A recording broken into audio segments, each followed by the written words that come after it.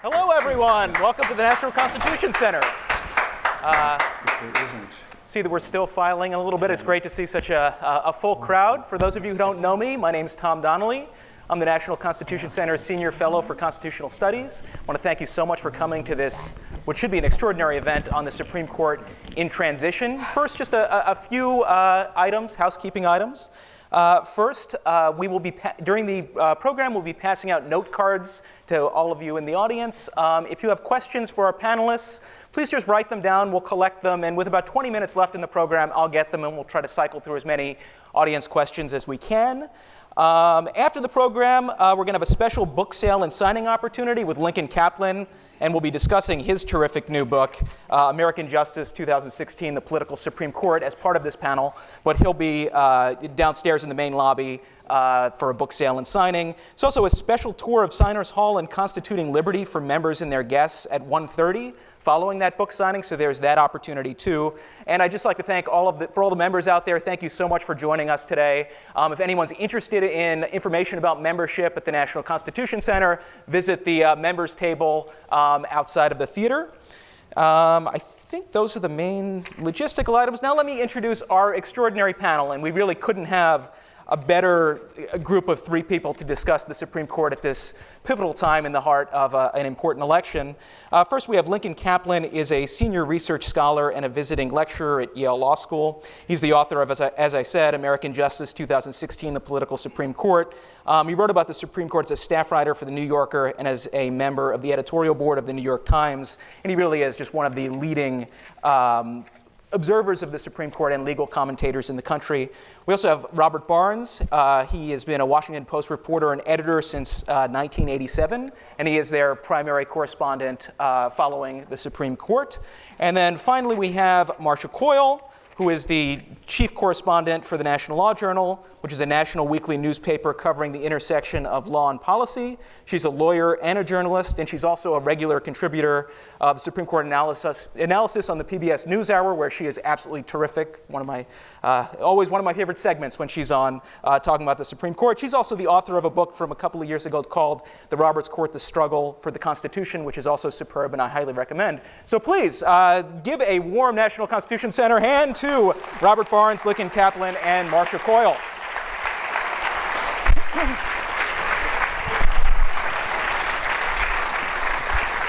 you. Oh, of course. Well, again, thank you so much for being here. And as we all know, we're in the heart of a presidential election where the Supreme Court, all sides, it seems like both sides disagree on just about everything, but they do agree on the fact that this election matters a lot for the Supreme Court. So it's a great time to talk about the 4-4 court that we have right now and the Supreme Court in transition as we head towards the election. But I'd like to begin with you, Link. You've authored this book, American Justice 2016, The Political Supreme Court. Do you want to just maybe set the stage by telling us what was your impetus behind writing this book? So the impetus belongs to the University of Pennsylvania Press.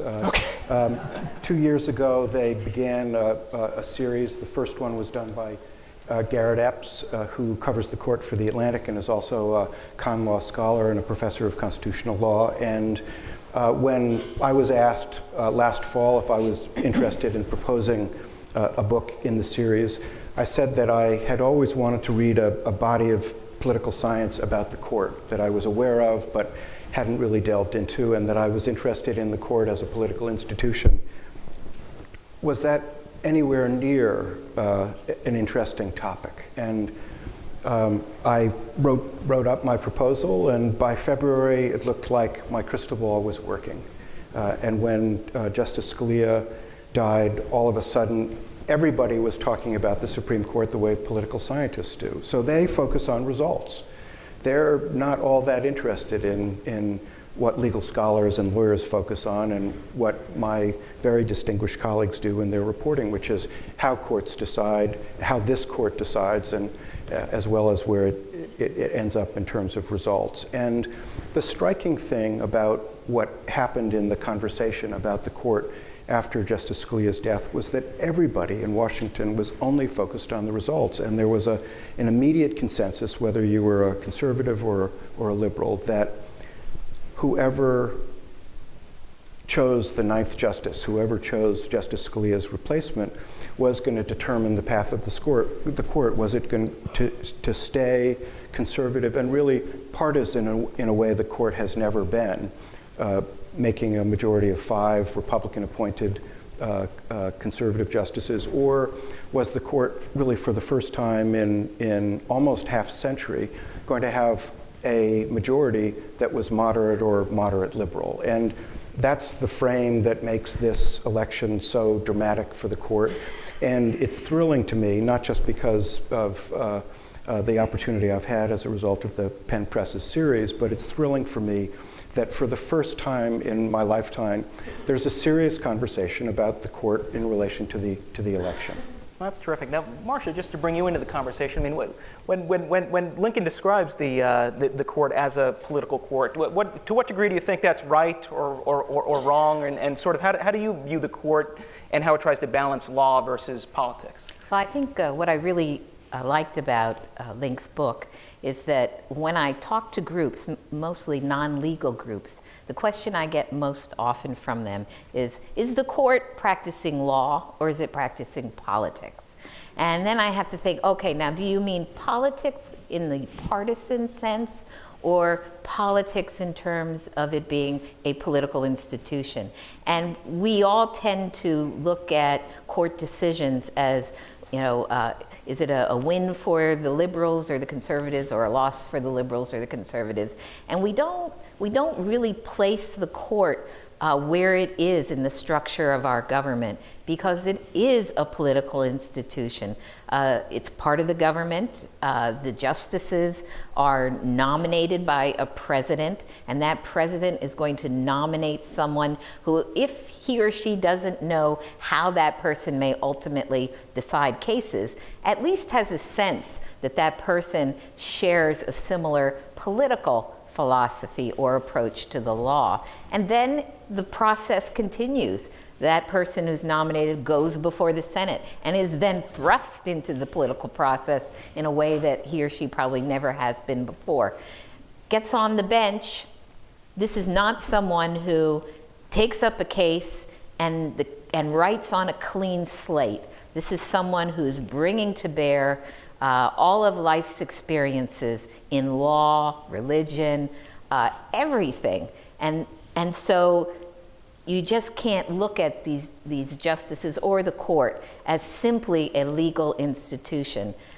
So that's what I like so much about Link's book, because I think in a very clear way, he demonstrates how the court, this interplay between, or this sort of dual nature of the court as a legal and a political institution. Now, Bob, you're coming to us from Washington, D.C. Where do you come down in sort of this question of the Supreme Court as political institution versus legal institution? And just to complicate it a little bit, one of the more famous decisions of the last 3 terms was Chief Justice Roberts sort of splitting the baby on NFIB with the Affordable Care Act case. And on the one hand, we have a Congress that votes in absolute partisan terms on that issue, and yet in NFIB and then even in King versus Burwell, we have essentially the Chief Justice, who was a Republican appointee, voting to uphold President Obama's main policy initiative. So how do you think about those sorts of decisions, and also just the larger question of law versus politics? Well, I thought that was a fascinating decision, and what has happened as a result of it is equally fascinating. You saw during the Republican presidential debates that the Chief Justice was absolutely excoriated. I mean, this was a guy that was always held up to be the sort of epitome of what a nominee to the Supreme Court was supposed to be. You probably remember his famous, we're referees, we're umpires, we call balls and strikes, we're not players. And he has been a very conservative member of the court, just as President Bush would have hoped for, except for these 2 votes on Obamacare, basically. And instead of that being seen as someone who sort of calls him like he sees him, he was marked as basically a traitor during those debates, and a terrible mistake for President Bush to have made. And so I think that shows that everyone says they want a court that looks at these things with no bias and no background.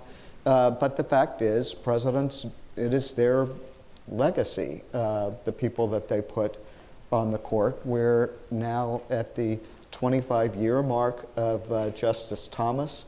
If he continues to serve until age 80, he will be the longest serving justice in the history of the court. And so, this is what presidents are looking for when they make these nominations. I really don't know what's in the mind of each justice when he or she sits down to write a decision. And yet I think sometimes we have to step back and think about how we look at the court and what is influencing our view of the court. Certainly in the last couple years, there's been such a hyper-partisan nature about government. In Congress, it infects everything. So I think it has also infected how we view the court. And just what Bob said about Roberts, for example. I was really stunned when the chairman of the Senate Judiciary Committee, Charles Grassley, took to the floor and reamed Roberts for all the problems that we have, blamed him for Obama, everything. And then an ad comes out right before the election from a conservative group that says, "No more mistakes," and pictures Roberts, David Souter, Anthony Kennedy. And I was thinking, oh my gosh, what is happening to us? Because as Bob said, Roberts is somebody who the conservatives really should be very proud of for the most part. So one of the most important concepts for people who watch the court and think about the court and how it's doing is its legitimacy. And the ultimate test of any theory of judging or of how a justice is doing and affecting the character and the reputation of the court is what the effect is on the court's legitimacy. And a fascinating aspect of the reporting I did for this book is that there is no good measure of legitimacy. So it's one of the reasons why when the Republicans are even more critical of Roberts than the Democrats, there's no easy way to respond except to say that the Republicans' disappointment with Roberts is a measure of how much they've expected the court to be the Republican court, which is what Lee Epstein, one of the leading political scientists who follows the court, has called it. Her view is that we're now in the 48th year of the Republican court, and that really frames this what will happen in the presidential election. And this is something that Jeff Rosen has written very well about, but it also means that the reporting that people do about cases has to include not just where the court came out, but how we measure who's satisfied by that. Not whether the winning or losing party responds, but also how the rest of us as citizens think about that as an expression of the meaning of the Constitution or a particular statute. And it was just absolutely fascinating to me that there is no agreed on measure of legitimacy, which is at the center of any assessment of the court. No, absolutely. Now, returning to you, Bob, now, obviously we had Justice Scalia's untimely death earlier this year, and we've now had, towards the end of last term, some experience with the 4-4 Roberts Court, and now we've just started the new term with, again, a 4-4, or at least an 8-justice court with 4 Republican appointees and 4 Democratic appointees. What do you think, what have we learned about where the Roberts Court is now more than a decade into Chief Justice Roberts' tenure from sort of the experience of that 8-justice court? And what might it suggest about, what the future might hold? Well, I think it does show that it is a court very much on the edge on important issues. I mean, one thing that you always have to keep in mind is that not all Supreme Court cases weigh the same or should weigh the same. And sometimes one of the criticisms I have of political scientists looking at the court is that they have to judge every case as a liberal side and a conservative side, and then you sort of add them up, when in fact some are much more important than other ones. But we do have, on very important cases, a real ideological split, 4-4, In many cases, one of the four conservatives, Justice Kennedy, often sides with the liberals on some social issues. And so in a way, someone I thought smartly said not long ago, we already have a liberal majority on the court on some issues, same-sex marriage, for instance. I think gay rights is one of those areas in which there's already a liberal majority. But you see it play out all the time, and I think the sort of best example of that is that currently is that the court took 3 cases before Justice Scalia died he died last February. They took 3 cases in January, one of which involves a church and raises some interesting church and state questions. After all this time, the court still has not scheduled those cases for oral argument. And so you get the feeling that the court must be waiting for a 9th justice, or in hopes that there's going to be a 9th justice, because they don't want to take up a case that they already know they're split 4-4 on. And they would know that from their discussion at the time about whether to take the case.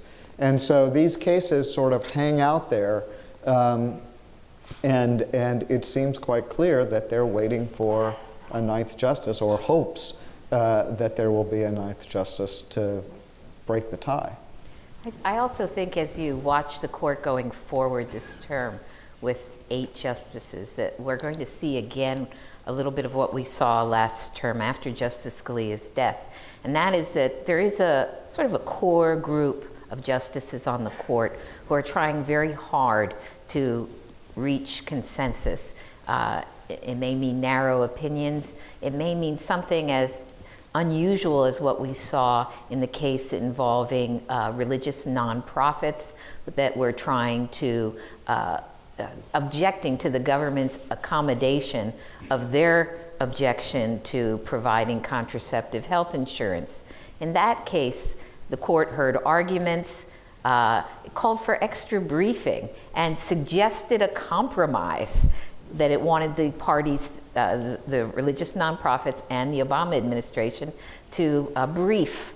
And then after getting all the briefs in, the court decided, well, it seemed as though to the justices there was some room for compromise here, so we're going to send the cases, and there were 7 of them, I believe, all the way back to the lower courts and give them time to work out a compromise. And that was, it wasn't unprecedented, but it was very unusual that the court would do it. So I talk about this core group. So who are they? Who do you want to watch? I would watch, obviously, Justice Kennedy, who's often in the middle on a number of cases, but also Justices Kagan and Breyer. I think that trio really was responsible for some real consensus last term, some narrower opinions. And I think the Chief Justice as well will try to be in there when he can. Then you have, really on the ends, you have someone like Justices Alito and Thomas, who, you know, when they see an issue that they think is black and white, they're not going to move. And then on the other end, you probably see Justices Ginsburg and Sotomayor, who are similar in terms of how they may view an issue. So I think it's that core group in the middle that I mentioned that are really going to do a lot of the heavy lifting in the coming term. My favorite part of that compromise was, as Marcia said, the court asked for additional briefing, and basically the way I read the briefs, they came back and one side said, well, yeah, we can compromise as long as we do it our way, and the government said, well, yeah, we can compromise as long as we do it our way, and the court said, good enough for us. That's it. Send it back. Totally agree. We all read the briefs and thought, what? And so, Link, what do you think of Marcia sort of, laid out sort of like the ideological span of the current justices on the court. What do you think of her characterization of sort of where they sit, and then sort of projecting forward if we end up getting, let's say, a progressive replacement for Justice Scalia? To what degree do you think we're going to see sort of a radical shift in the law versus the possibility of some sort of maybe pragmatic core of the court at the court of maybe the Chief Justice, Justice Kennedy, Justice Kagan, and Justice Breyer? So the most important thing to say is that there hasn't been a robust liberal on the court since Justices Brennan and Marshall stepped down. There are signs of real liberalism from all of the four who make up the Democratic appointed liberal justices, but each one of them is much more committed to the integrity of the legal process than a justice who would only be focused on a result, and that's a constraint for them. If Justice Garland emerges out of Chief Judge Garland, that is, if Merrick Garland is considered and appointed, he's a minimalist. He's been that way for 19, now in his 20th term on the DC Circuit, and he's likely to really focus on trying to build coalitions in exactly the way that Chief Justice Roberts talked about during his confirmation hearing, saying that he was going to seek unanimity. If, for whatever reason, either the left pushes hardest or the right does, depending on who's elected president, Garland doesn't become a justice, what happens to the court will depend on who the next president picks to fill that seat. It's a truism about the court that the whole thing changes every time there's a new member. But in this case, because we have an unprecedented historical situation where you've got this 4-4 split, and it's not just ideological, but it's perceived as partisan, this choice seems to be particularly freighted. One of the most important conclusions I came to is that if I were czar of the universe, I would have a constitutional amendment that changed the terms of the Supreme Court justices. Rather than having lifetime appointments for good behavior, I would have each justice serve in good health and good behavior for 18 years. And what that would mean is that every 2 years, a new justice would be selected by a president, and the Senate would advise and consent and confirm or not. But likely you would have each president appoint 2 justices, and if a president's reelected, 4. And my sense is that that would change people's expectations of the Senate confirmation hearings. They would be more straightforwardly about policy and perhaps how a nominee might have voted on in past cases. But you would also take some of the heat out of the now very dramatic carnival-like atmosphere of those hearings, and they would be more straightforward about filling the bench. It seems to me that if we agree that the court is both a political and a legal institution, then that would take the intensity of focus and of investment of politics out of these choices and realign the court more as a legal institution and less as a self-consciously political one. Marcia, what do you think about that particular proposal? First I'd like to go back to your original question, and Sure. then I'll Of talk course. about term limits. I think when I first started covering the court, the one thing I was taught was by my colleagues was the court moves incrementally. All right, so if there is suddenly a 5th justice for the left side of the court, what might happen? Well, I think even though every time there's a new justice, the court changes, I don't think this court, from what some of its members have said and written over time, want to change areas of the law quickly and dramatically, because then it does look like they're playing politics. It is a political it's more than just a political institution, it's a partisan institution. So I really don't think that you would see dramatic change quickly. And when you think about it, there really hasn't been that many really dramatic turns by the Supreme Court. I mean, you could look at Bush v. Gore as standing alone, but even Citizens United, if you take a step back, the court was coming step by step to Citizens United. Again, they don't write on a clean slate. So I think it would be a while before we saw any changes, and it would depend on the kinds of cases that came before them, whether there were long-standing precedents. I remember during the last presidential debate, Donald Trump saying, that, or responding to a question about who he would appoint to the Supreme Court, and he was saying, and he would appoint justices to overturn Roe v. Wade. And I was thinking, well, I wouldn't be too sure about that.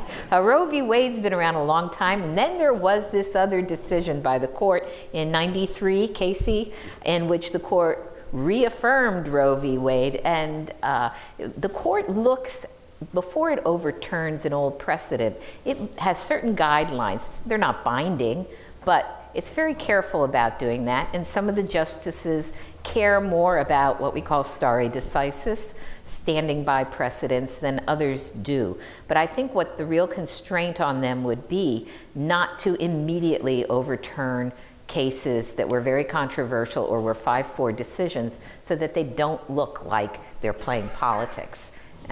So that's my sense of what we might see if there's that kind of a change. Now, as far as term limits go, I don't have any strong feelings about that. I think the most positive thing that, and Link wrote very thoroughly about some proposals here, the 18-year term limit, I think really would de-escalate the hyper-partisanship that now surrounds Supreme Court confirmations. So I think that really has some merit. But what you want is a term limit that's long enough that everybody believes that the new justice is insulated from outside forces, is not worrying about where his or her next job is coming from. So Bob, just if you want to say anything on term limits, certainly do, but I also just wanted to put on the table, so we have this election coming up, we have the possibility of, one, there's the vacancy we already have, but the possibility of 2, 3 other ones. I think it's true that the court does, try to move relatively slowly, as Marcia just observed, but what are some of the areas in which we could see real shifts in sort of a Donald Trump court versus a Hillary Clinton court, if they have the opportunity to put a few additional nominees on the court? What are some of the areas of the law that we should be watching? Well, one of the areas that certainly Donald Trump talks about a lot is the Second Amendment. Although, again, I'm like Marcia, I don't see any reason for the court to try to overturn the Heller decision, which established that there was an individual right to own a firearm. Since that decision, there haven't been any kinds of gun control that have, except one in Chicago, that was very similar, that have been overturned. The court has sort of proceeded. Lower courts have upheld gun control measures in a lot of places, and the court has refused to get involved to review those decisions. And so I guess I can come up with more areas where I don't think that there would be sort of tremendous change. I do think campaign finance is an area in which there is a real difference between the Democratic appointed justices and the Republican appointed justices. I don't know exactly how you would go about overturning Citizens United. I don't see a vehicle out there for that. But I do think that the court made up of Democratic appointed justices would be much more accepting of some areas of campaign finance change and regulation than the Republicans would. I think you could see the court trying to relax this idea that came up in Citizens United and elsewhere, that the only thing that the court looks at is whether it is a bribe, a quid pro quo, contribution for action. I think the court with the Democratic appointed justices in charge would be much more forgiving of legislatures trying to regulate campaign contributions. So there are 3 areas where a Trump court, is my guess, would be very, very different from a Clinton court. The first one, which Bob focused on, is campaign finance. It's a liberal fantasy that Citizens United will be overturned. It won't, at least not anytime soon. But the election experts who are very intent on this issue say that there are likely to be two places where they will look to change the law. One of them has to do with reimposing an individual limit on contributions to super PACs. This is an issue that was decided by the DC Circuit but didn't get to the US Supreme Court. So a state could have a law imposing that kind of limit that would, in principle, not follow the result in the DC Circuit. And you could imagine another circuit upholding this reinstituted limit, and then the court eventually taking that case, and the Clinton and Trump courts very likely would deal differently. The second area is voting rights. Again, it's a liberal fantasy that the Shelby County opinion striking down the heart of the Voting Rights Act would be overturned. Not very likely, but the Voting Rights Act is a robust piece of law, and it's being challenged and really flouted to the extent that the New York Times is reporting almost daily about this. There are all kinds of ways that Republicans on the ground are trying to make it difficult for minorities and poor people in particular to register to vote. And they do it in the name of voter integrity and election integrity. But again, the Clinton and the Trump courts would likely deal very differently. And the last area that's obvious is the death penalty. At the end of 2015, Justice Breyer wrote a very important dissent in a case called Glossop v. Gross, which came out of Oklahoma, where he essentially called for a return to a consideration of the fundamental constitutionality of the death penalty. Justice Ginsburg joined that dissent, and it's absolutely clear that a Clinton court would be more eager to entertain that kind of reconsideration than a Trump court. And there are other areas as well, but those three are dramatic, and I think that the closer you look at the detail, the more you could predict different outcomes depending on who fills that ninth seat. Marcia, anything on the Clinton versus Trump court? Well, I think Link has picked out areas that we would see real differences. We might also see real differences in the areas of religion. I think that the conservative majority currently on the court, if it continues, is much more accommodating of government and religion, the mix. Government funding religion. It has shown how it views mandates that come from the government in the Health Care Act that might affect religions. Whereas I think if you have a liberal majority on the court, they're going to be much more skeptical of, I would say, the wall between church and state, except I don't think there's really much of a wall between church and state right now anyway. But I think that you would see religion as an area. One area where you might see them, sort of the same might be the area of the First Amendment, sort of the pure speech First Amendment. This is a court right now that is, with some minor exceptions, very protective of speech that we don't like, because that's, and political speech, which is at the core of the First Amendment. So I don't know that you'd see much difference there. But I think Link has hit the big ones.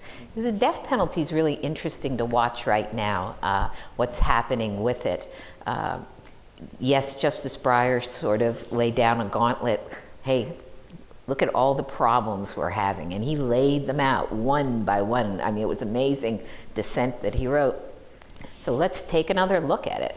And then you have Justice Sotomayor, who really now, I think what she brings to the court is her trial judge experience. She is the only justice who has held trials, sentenced people to jail. So she's now looking and writing in dissents, in denials, when the court refuses to take death cases. If she sees a problem that she thought the court should have addressed, she's writing about it.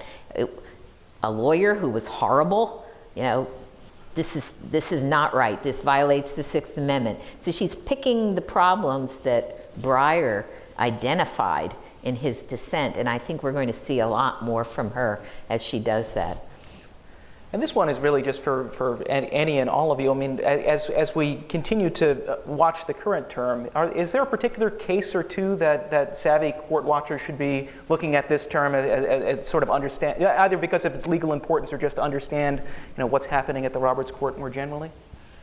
Bob, you want to try that one? This is not the best term so far for picking a fantastic case. Maybe a sleeper. Yeah, I'm trying to think of what the sleeper is. I mean, it's this is very difficult, I think, to quantify. But I think all of us had the view since Justice Scalia's death and with the uncertainty over the court that the court has sort of stepped back a little bit in taking big cases that are going to be really controversial.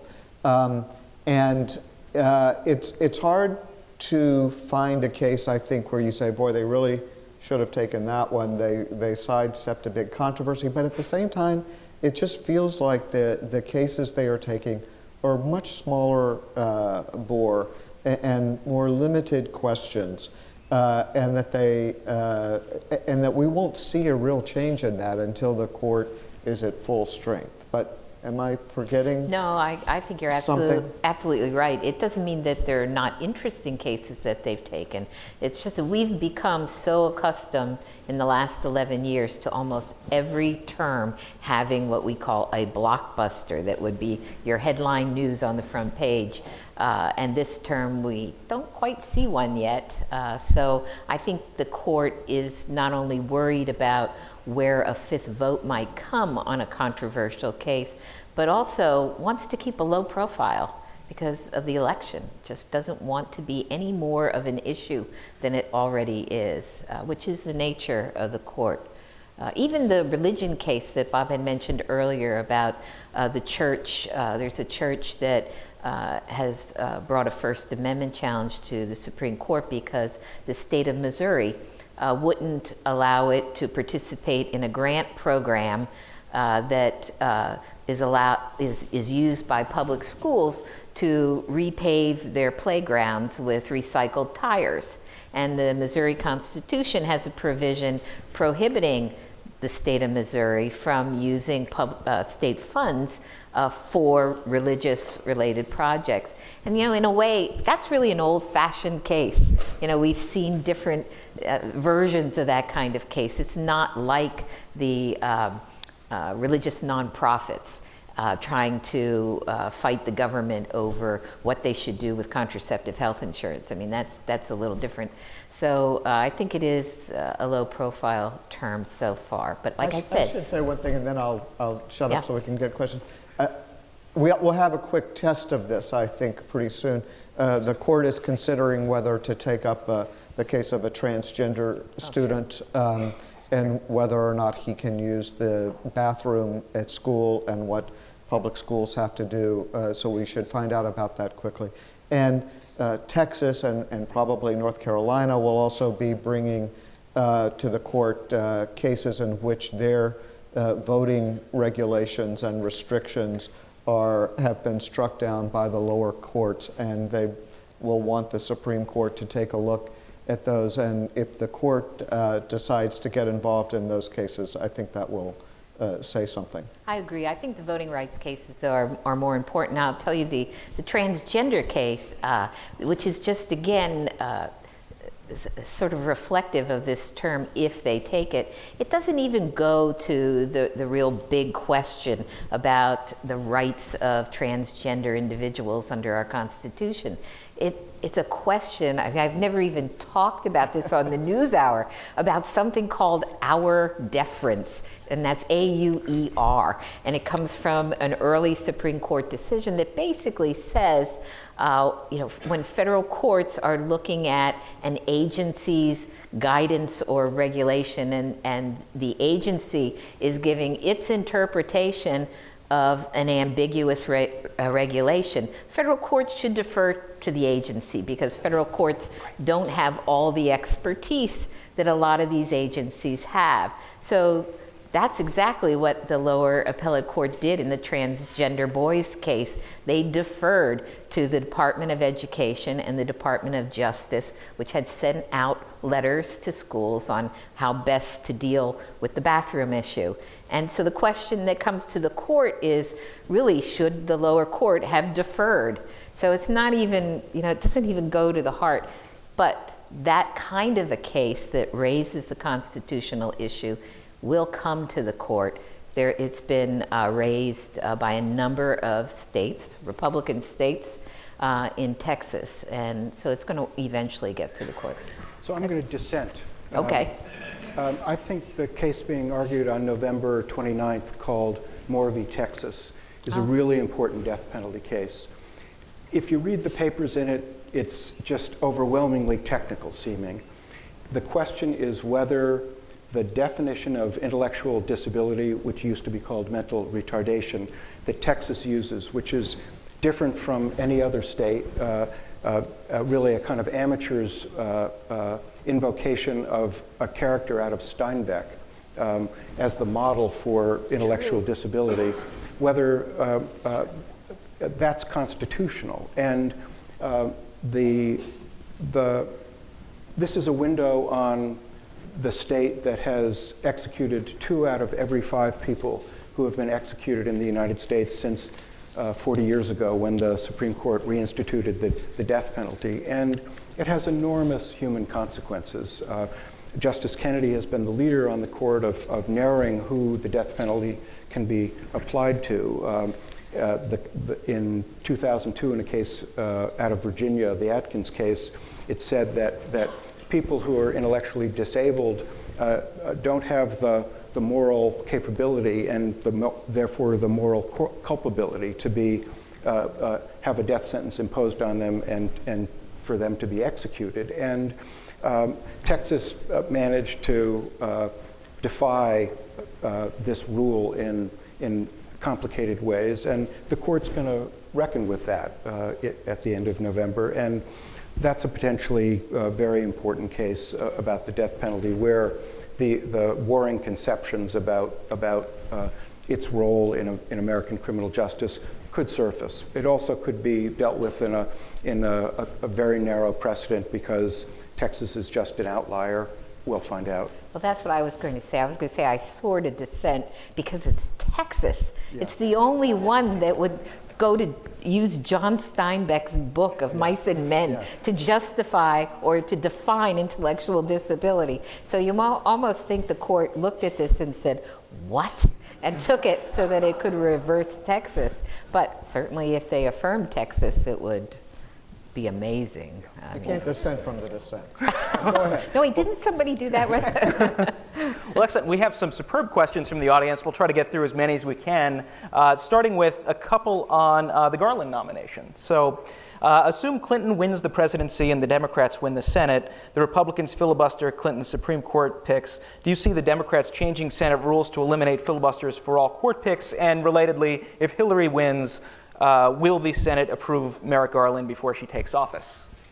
Well, we were just talking about that, so Bob, go ahead. Bob you had to speak for all of us. That's right, he will. I would be, and you have to sort of, all of these scenarios have 2 or 3 parts to them, unfortunately, but if Secretary Clinton is elected, if there is a Democratic incoming Senate, then I think that they would get rid of the filibuster if there was serious opposition to her nominees. The answer to will the Republican Senate right now act in a lame duck session, I don't think anyone knows the answer to. And certainly I think it is the hopes of Democrats that you get an incoming Democratic Senate and a Democratic president, and the Republican Senate now says, let's go ahead and put Garland in because he's the best we're going to get. I personally would think that Secretary Clinton might even be happy with a scenario like that, so she doesn't start her term with a Supreme Court vacancy that she has to deal with right away. And, as we have discussed, we have an 83-year-old member of the court, an 80-year-old member of the court, and a 78-year-old member of the court. And so I think that no one thinks that whoever the next president is will go a whole term without having another chance to fill a vacancy. There's one doomsday scenario that anyone who loves the court doesn't want to see, and that is that the Senate actually does what Senator McCain talked about on the radio and then kind of took back, and that is the Senate stays Republican, and they just play out their, and Secretary Clinton becomes President Clinton, and the Senate just plays out its hand. It keeps that seat unfilled for as long as it can. My sense is that we've been in a kind of slow boil constitutional crisis since the Senate Republicans refused to consider the Garland nomination, but it would go to a high boil, and it would be so terrible for the court and so terrible for American politics, and that's not an impossible scenario. It's also just a terrible precedent that the Senate Republican leaders have set now. It's almost a form of blackmail that any time a president is how many months in still to run yet in his last or her last year in office, that you can block a nominee this way. So the Republicans do it this time. Well, maybe the Democrats will want to do it the next time. And we just it's just really very sad. All right. So here's another one. Will Justice Ginsburg retire after the election? Well, I think that's an easy one. Yes.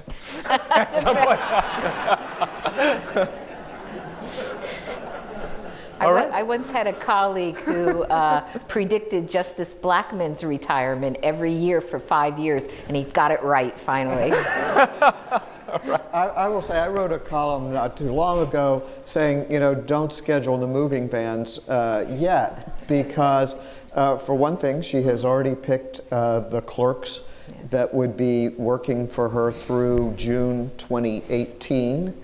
And if Secretary Clinton wins, if there is another Democratic appointee to the court, another liberal, for the first time, Justice Ginsburg would be the senior justice among 5 liberal justices.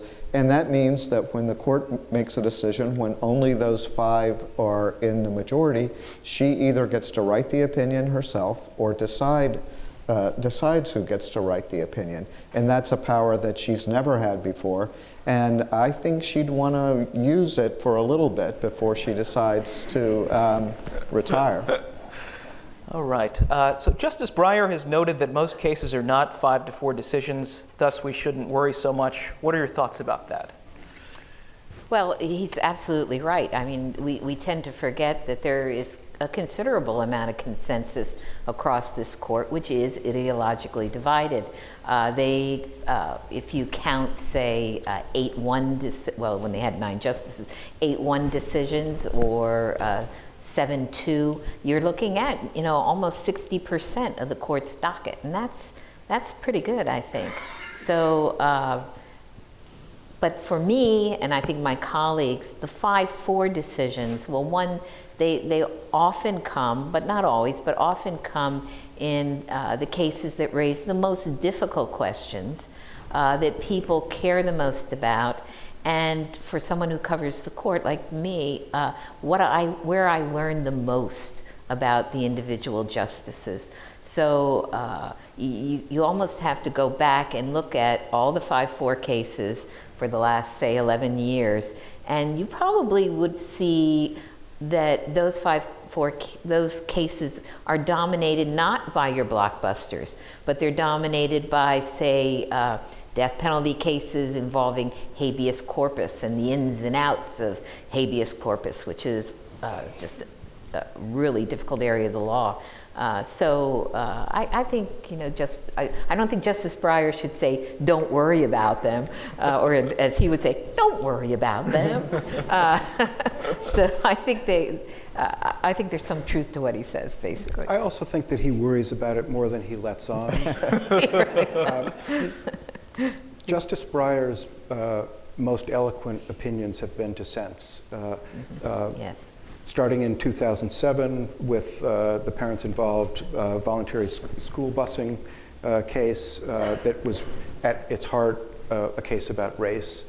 And he was so upset by the ruling which had the conservative majority striking down these voluntary plans in Louisville, Kentucky and Seattle, Washington, that when he read his dissent from the bench, he added a line about how never had there been so much change so quickly, really because of one change on the court. But there are other dissents that are just as important. His dissent in a case about contracts enforcing arbitration on consumers was an elegant one and pushed back against the corporation favoring Roberts Court conservative majority. In the McCutcheon case about campaign finance, he was also eloquent and really took on this issue of the meaning of the First Amendment. And he's done this so much that's really evidence against his civic-oriented description of the court being occasionally divided but mostly unanimous. And in this case, I think you have to watch what he does as much as listen to what he says. All right. Should nominees for the Supreme Court always be judges or even lawyers? Well, I think they should be lawyers. It is not, it's not a requirement for the job, but I once heard, there's an area of the law called ERISA, which is about retirement, and it's really mind-numbing. And Justice Scalia once said, whenever I hear this, I think, do you know how many ERISA cases we hear? Only a lawyer would do that. But no, I don't think that they have to be judges by any stretch of the imagination. We have one member of the court now who was not a judge, Elena Kagan. I think when you read her opinions, or if you watched her on the bench, you would have no idea that she was different from the others in either her understanding of the law or the way she writes. In fact, I think most of us would say she writes some of the clearest and most accessible opinions. And I don't know that's because she wasn't a judge, but certainly it just shows that that it's not a prerequisite for the job. I do think it would be interesting. The presidents always talk about, I'm going to do something different and I'm going to find someone, and then they end up nominating judges. And I think partly because it would be hard for a politician to get through the nomination process now, because that person would have taken stands on so many controversial issues, and I think also because they don't want to nominate surprises anymore. We've talked about how the justices that they appoint, the most recent ones, really have done pretty much exactly what the president who appointed them had hoped that he or she would do. And I think judges, especially appellate judges, have long track records for the president to look at before making these nominations. Right. What would the Roberts Court do with a 2016 version of Bush v. Gore? So the tricky part of that is that when Justice Ginsburg sounded off about Mr. Trump as a candidate for president, she clearly was in violation of the standard articulated in the code of conduct that applies to all federal judges, but not to justices. And so technically, it wasn't a violation of legal ethics for her to do that, because she wasn't bound by that. And on the other hand, she proved that she was at least, in that instance, the exception to the rule that the Chief Justice had articulated when he said, we don't need to be bound by the code because all of us follow it. I think that a lot of us would feel that she would have to recuse herself if there were a Bush v. Gore kind of outcome because of that statement. And if she didn't, that it would make Bush v. Gore look like a mild controversy however the court decided. But I'm really hoping that the alert that Mr. Trump has put every Secretary of State around the country on to make sure that the process of election goes smoothly throughout the country, that it will lead to an outcome that makes for no lawsuits or lawsuits that are quickly considered frivolous given the outcome. We'll see. Agreed. All right, we will end on this final question. One more on Merrick Garland. If confirmed, which recent justice would Merrick Garland most resemble?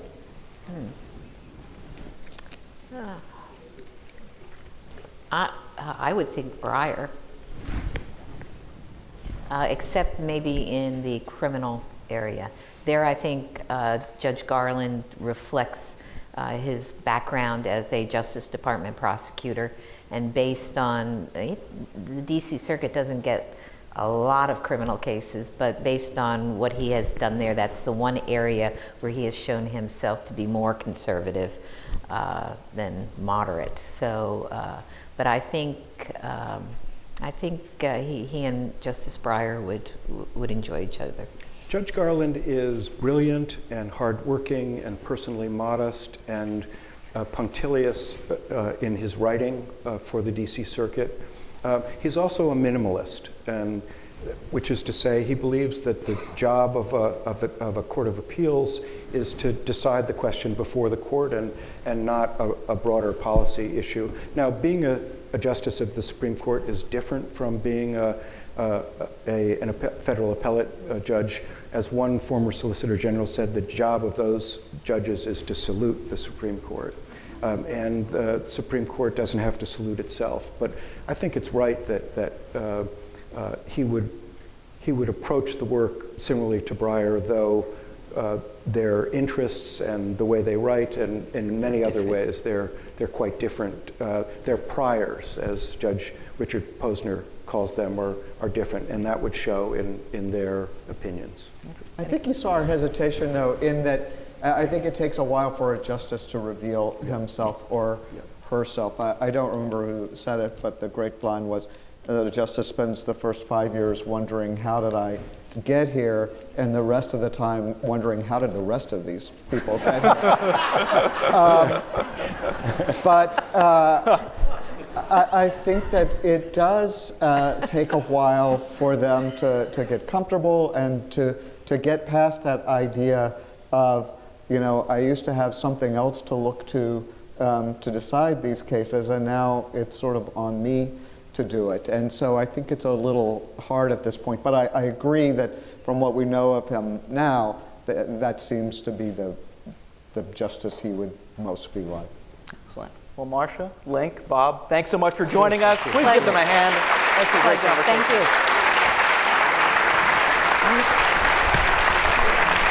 Thank you.